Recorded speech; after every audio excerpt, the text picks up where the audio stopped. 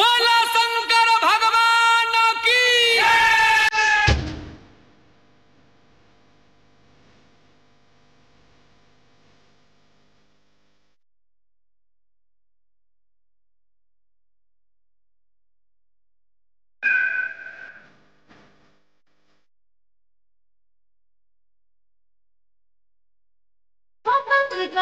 Studio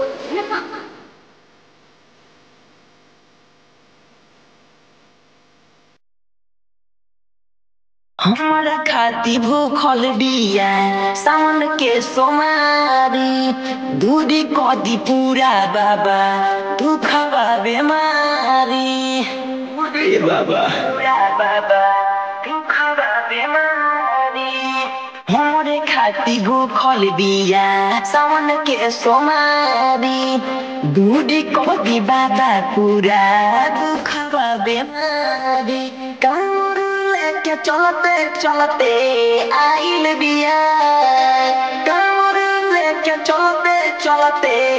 आइल बिया हमारी पगली देवघर में भूलाइल बिया हमारी पगली देवघर में भूलाइल बिया।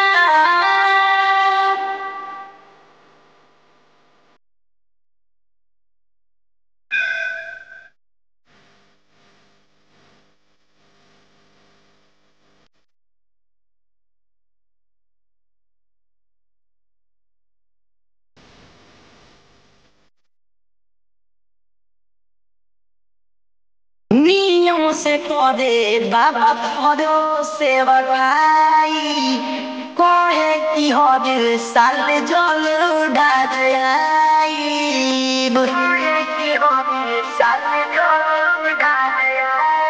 बट कोयल जैसे बोली हो भगती में तोहरी डोली हो भीड़ देखियो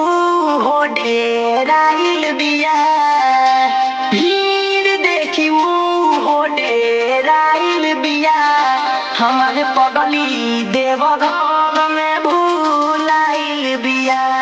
हमारी पगली देवघर में भूलाइल बिया।